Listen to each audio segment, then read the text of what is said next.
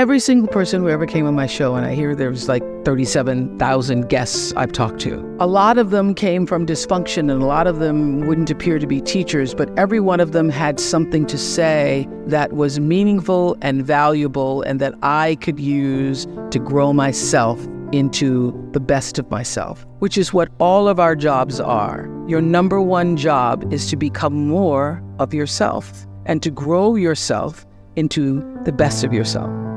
And so I had a lot of great teachers, as we all do. I was doing an Oprah show about a decade ago. One of my greatest teachers was a man named John Diaz. We were doing a show called Would You Survive? And on Tuesday, October 31st in 2000, Singapore Airlines Flight 006, a Boeing 747 from Taipei to Los Angeles, took off with 179 souls aboard.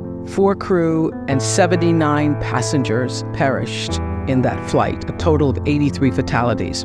There was a typhoon rolling through at the time, and the plane went down the wrong runway. And what's interesting, John Diaz was on that plane, and he had several indications, whispers, that he shouldn't have gotten on the plane, but he did anyway. He got on the plane, and he managed to be one of the survivors. And on the Oprah show, I was asking him, what do you think it was that you were one of the survivors? And I said, do you think it was your position on the plane? Because he was in first class and he was sitting on the right next to an exit door. He said, yes, I think it might have been the position of the plane. And also my quick thinking, he says, and the fact that I didn't stop moving. So I said, you don't believe, you're not a religious man?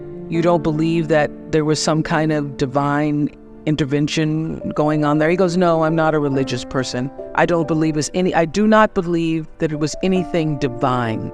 I don't believe that.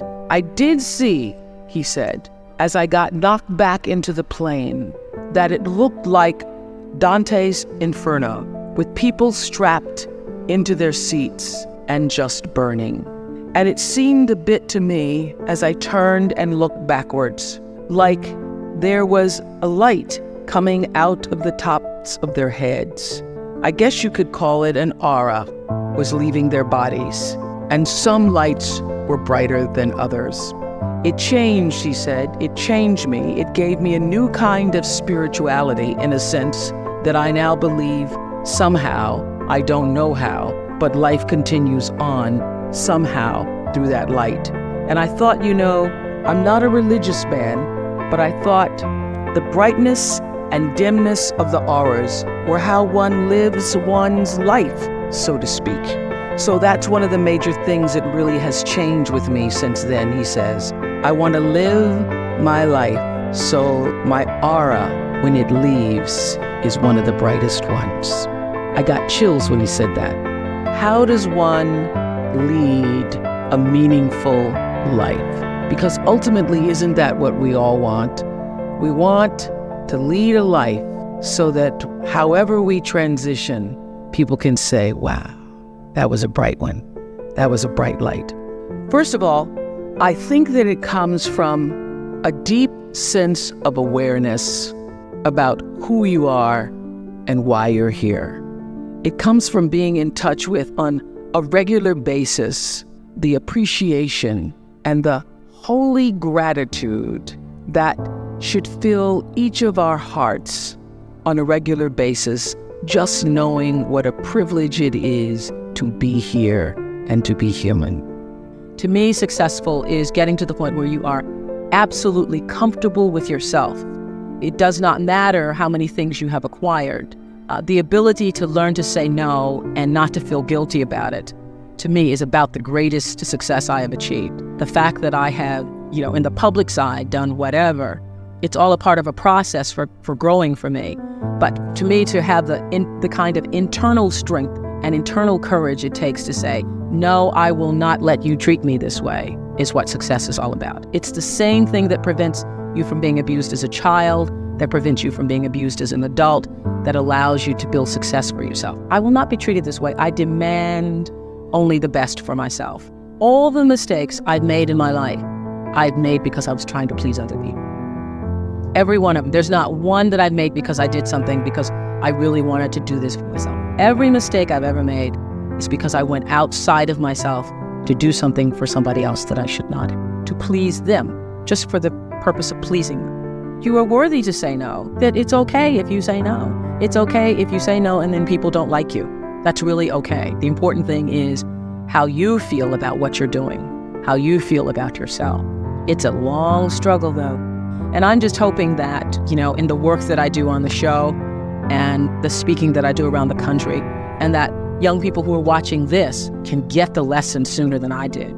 Because it's painful, because you keep repeating it over and over and over until you get it right. And what I found is that every time you have to repeat the lesson, it gets worse. Because I call it God trying to get your attention, the universe trying to get your attention. So we didn't get your attention the first time, so we're going to have to hit you a little harder this time. So I'm still doing it. I'm still learning. I say many times, the universe is always trying to get your attention. I use universe and God interchangeably. It's trying to get your attention. And sometimes it starts out, any major problem you encounter, it always started out as a whisper. By the time it gets to be a storm, you've had a pebble knock you upside the head, you've had a brick wall, you've had the house to fall down, and before you know it, you're in the eye of the storm. But long before you're in the eye of the storm, you've had many warnings, like little clues. So now my goal in life is to not to have to hit the eye of the storm, is to catch it in a whisper, to get it the first time. And getting it comes from understanding the one thing that has allowed me to certainly achieve both material success and spiritual success is the ability to listen to my instinct. I call it my inner voice. It doesn't matter what you call it, nature, instinct, higher power. But the ability to understand the difference between what your heart is saying and what your head is saying. I now always go with the heart. Even when my head is saying, but this is the rational thing, this is really what you should do, I always go with that feeling, the feeling. I am where I am today because I have allowed myself to listen to my feelings. I feel that luck is preparation meeting opportunity. One of the biggest lessons I've learned recently is that when you don't know what to do, you should do nothing until you figure out what to do. Because a lot of times you feel like you're pressed against the wall and you've got to make a decision. You never have to do anything. No, don't know what to do nothing. I wait. And that has been a big lesson. To be willing to be still with myself and trust myself and my higher power to help me make the right decision.